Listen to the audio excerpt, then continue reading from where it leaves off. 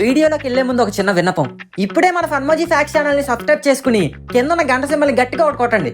అలాగే వీడియో నచ్చితే లైక్ చేసి మీ ఫ్రెండ్స్ అండ్ ఫ్యామిలీకి షేర్ చేయడం మాత్రం మర్చిపోకండి. అబ్బా ఎక్కడుంది ఇది? ఎక్కడ లేదు, ఎక్కడా లేదు, ఎక్కడ కూడా లేదు. ఇంకెక్కడుందబ్బా? అబ్బా టైంకి వచ్చా మామా, నువ్వు కూడా ఎత్తుకు.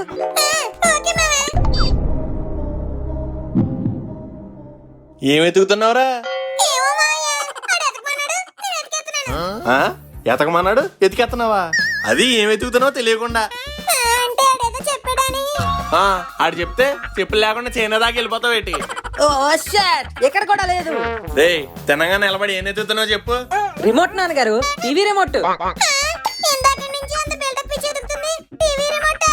అవును మామ, అసలుకే ఐపీఎల్ సీజన్ స్టార్ట్ అయిపోయింది. తన సీరియల్ కి ఎక్కడ అడ్డొచ్చేస్తానేమో అని చెప్పి మా అమ్మ రిమోట్ దాచింది. అందుకే దాన్ని ఎత్తుకుంటున్నాను. అరసాకురా అరసాకు, సైలెంట్ గా ఇచ్చే, మళ్ళీ మా అమ్మ చూస్తే లాగేసుకుంటది. ఒరే ఏదో పెద్ద ఐపీఎల్ మొత్తాన్ని ముందు నుంచి నువ్వే నడిపేస్తానంటే ఆ బిల్డప్ ఏట్రా? అసలు మ్యాచ్లు చూడటమేనా లేకపోతే దాని గురించి నీకు తెలిసిందేమైనా ఉందా?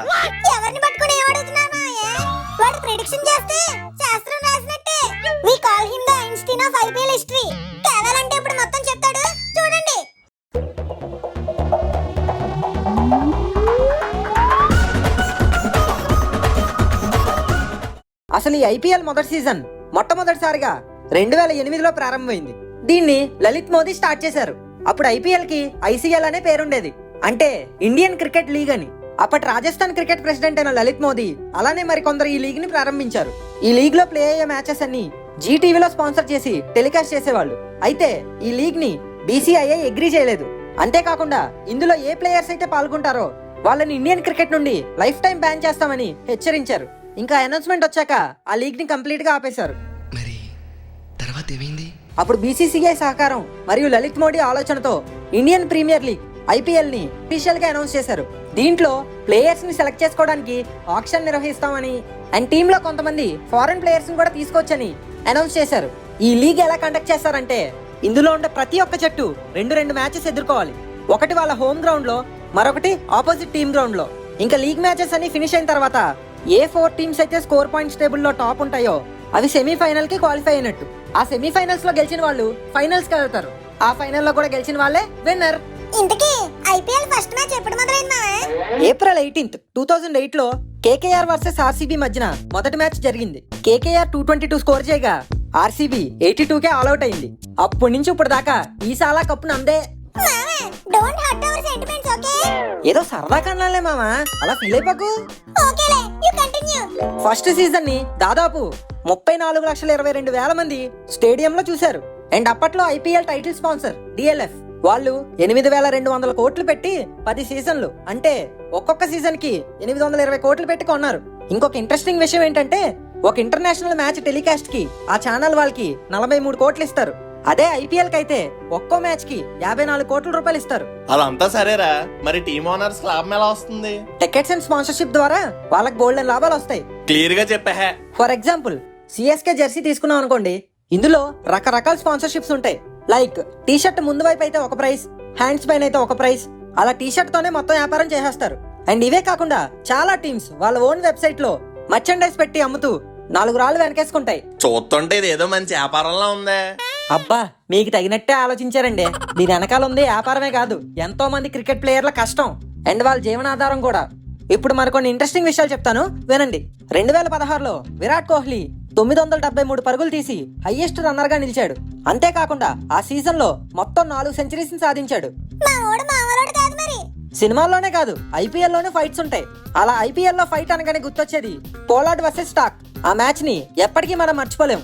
ఇప్పటి వరకు ఐపీఎల్ ఆక్షన్ లో హైయెస్ట్ బిడ్డింగ్ వచ్చేసి 16,25,00,000. ఈ అమౌంట్ కి బిడ్డింగ్ వేసి క్రిస్ మోరిస్ ని రాజస్థాన్ రాయల్స్ వాళ్ళు కొన్నారు. మరి అంతకు ముందు హైయెస్ట్ బిడ్డింగ్ ఎంత మావా? 16 crores మావా. ఢిల్లీ వాళ్ళు యువరాజ్ సింగ్ ని కొన్నారు. ఓహో. మరి 2007లో సెప్టెంబర్ 19న స్టూవర్ట్ బ్రాడ్ ఓవర్ లో మనోడిచ్చిన 6 సిక్స్ల ఇంపాక్ట్ అలాంటిది మరి. అండ్ ఇంకోటి తెలుసా, ఐపీఎల్ హిస్టరీలోనే వికెట్స్ తీయడంలో యువరాజ్ 2 times హ్యాట్రిక్స్ చేస్తే అమిత్ మిశ్రా 3 times హ్యాట్రిక్ చేశాడు. 2013లో ఏప్రిల్ 23న క్రిస్ గేల్ 175 రన్స్ నాట్అవుట్ తో క్వికెస్ట్ 100 ఇన్ ఐపీఎల్ హిస్టరీ అనే రికార్డ్ ని సృష్టించాడు. ఆ రోజైతే గేలు మామ ఏదో పూనకు వచ్చినట్టు సిక్స్ల మీద సిక్స్లు కొట్టాడు. 2022లో కొత్తగా జాయిన్ అయిన టీమ్స్ లక్నో సూపర్ జైంట్స్ ని ఏకంగా 7,090 కోట్లకు బిడ్ చేశారు. అలానే గుజరాత్ టైటన్స్ 5,625 కోట్లు పెట్టి ఐపీఎల్ ఫ్రాంచైజ్ ని బిడ్ చేసుకున్నారు. ఇంతకీ ఈ ఆటలో బాగా ఆడిన వాళ్ళకి ఏమేం ప్రైజ్లు ఇస్తారు? ఐపీఎల్ లో వీటికి కొన్ని డిఫరెంట్ అవార్డ్స్ ఉన్నాయి. అవేంటంటే ఆరెంజ్ క్యాప్, ఇది టోర్నమెంట్ లో ఎక్కువ రన్స్ తీసిన వాళ్ళకి ఇస్తారు. పర్పుల్ క్యాప్, ఇది టోర్నమెంట్ లో ఎక్కువ వికెట్స్ తీసిన వాళ్ళకి ఇస్తారు. ఇదేట్రా టోపీలు పెడతారా అంతేనా? నాన్నగారు ఈ కూడా ఒక రకమైన అవార్డులేనండి. ఇంకా ఎమర్జింగ్ ప్లేయర్ అవార్డు అని, మోస్ట్ వాల్యుబుల్ ప్లేయర్ అని, game changer of the season అని, perfect catch of the season అని, ఫెయిర్ ప్లే టీమ్ అని, ఇలా చాలా అవార్డ్స్ ఉంటాయి. అండ్ ఈవెన్ ఒక్కో మ్యాచ్ కి బాగా ఆడిన వాళ్ళకి అవార్డు కింద ఇంత ప్రైజ్ అమౌంట్ అని ఉంటుంది. ఒరే నాకు ఎప్పటి నుంచో డౌట్ రా, ఇందులో BMW అని ఏదో ఉంటది కదా, ఏంటది? అది BMW కాదండి, LBW అంటే లెగ్ బిఫోర్ వికెట్ అని. ఒకవేళ బాల్ డైరెక్ట్ గా లెగ్ కి టచ్ అయ్యాక వికెట్స్ కి టచ్ అయితే LBW అని అవుట్ ఇస్తారు. ఓహో, ఇప్పుడు ఐపీఎల్ కి సంబంధించి కొన్ని ఫ్యాక్ట్లు చెప్పుకుందాం. ఫ్యాక్ట్ నెంబర్ 1, యాక్చువల్లీ ఐపీఎల్ కి ముందు ఇలాంటి టోర్నమెంట్ 50 ఓవర్స్ వన్డే ఫార్మాట్ గా పెడదాం అనుకున్నారు. కానీ దాన్ని రిజెక్ట్ చేసి ఐసీఎల్ టోర్నమెంట్ జీలో స్టార్ట్ చేశారు. దాన్ని బీసీసీఐ అపోజ్ చేయడంతో ఫైనల్ గా ఈ ఐపీఎల్ ని స్టార్ట్ చేశారు. ఫ్యాక్ట్ నెంబర్ 2, 2018లో ఐపీఎల్ బ్రాడ్కాస్టింగ్ రైట్స్ ని స్టార్ స్పోర్ట్స్ వాళ్ళు 5 ఏళ్లకి 16,347 కోట్లకి, అంటే సంవత్సరానికి 3,269 కోట్లకి కొనుక్కున్నారు. ఈ లెక్కను క్యాలిక్యులేట్ చేస్తే ఒక్కో బంతికి 24 లక్షల రూపాయలు అనమాట. ఫ్యాక్ట్ నెంబర్ 3, తమిళనాడుకి చెందిన బాబా అపరిజిత్ అనే క్రికెట్ ప్లేయర్ ఇప్పటి వరకు 5 సార్లు ఐపీఎల్ కి సెలెక్ట్ అయినా ఒక్క సింగిల్ మ్యాచ్ లో కూడా ఆడలేదు. ఫ్యాక్ట్ నెంబర్ 4, 2010లో ఐపీఎల్ ని సోనీ లైవ్ ఎంటర్టైన్మెంట్స్ లోనే కాకుండా యూట్యూబ్ లో కూడా లైవ్ పెట్టేవాళ్ళు. ఇప్పుడు కూడా అలా పెట్టుంటే యూట్యూబ్ ఎక్కడికో వెళ్ళిపోయింది. ఫ్యాక్ట్ నెంబర్ 5, ఐపీఎల్ మ్యాచ్ లో యూజ్ చేసే ఎల్ఈడి స్టంప్స్ కాస్ట్ ఎంత ఉంటుందో తెలుసా? ఎల్ఈడి కదా మామ, ఏముంటది, ఓ 1000-2000 ఉంటది. అక్కడే నువ్వు రాంగ్ పిచ్ లో కాలేసావు. ఆ ఎల్ఈడి స్టంప్స్ కాస్ట్ వచ్చేసి సుమారు 30 లక్షల రూపాయలు. 30 లక్షలా? అంత ఖర్చు పెట్టా ఎందుకు పెట్టారు మామ? ఈ స్టంప్స్ ని యూజ్ చేస్తే అంపైర్ కి డెసిషన్ తీసుకోవడం ఈజీ అవుతుందని వీటిని వాడతారు. ఫ్యాక్ట్ నెంబర్ 6, ఒక సీజన్ లో దీపక్ హూడా అనే ప్లేయర్ తన టీం వాళ్ళకి 2.5 లక్షల రూపాయలు లాస్ తెచ్చాడంట. ఎలా అంటే ఏం చెప్పమంటావు మామ, ప్రాక్టీస్ చేస్తూ 44 బాల్ బాగొచ్చాడంట. ఫ్యాక్ట్ నెంబర్ 7, ఆరోన్ ఫించ్ ఇప్పటి వరకు 8 డిఫరెంట్ ఐపీఎల్ టీమ్స్ ఆడాడు. దాంతో ఐపీఎల్ లోనే హైయెస్ట్ నెంబర్ ఆఫ్ టీమ్స్ ని రిప్రజెంట్ చేసి ఆడిన ప్లేయర్ గా రికార్డ్ ఈయనకి దక్కింది. ఫ్యాక్ట్ నెంబర్ 8, ఐపీఎల్ లో highest score record and lowest score record రెండు ఆర్సీబీ టీమ్ కే ఉన్నాయి. హైయెస్ట్ స్కోర్ వచ్చేసి 263 అండ్ లోయెస్ట్ స్కోర్ వచ్చేసి 49. ఏదో అనుకున్నాను గానీ నీ క్రికెట్ మీద పట్టు బానే ఉందరా. మరి ఏమనుకున్నారు నాన్నగారు నా గురించి?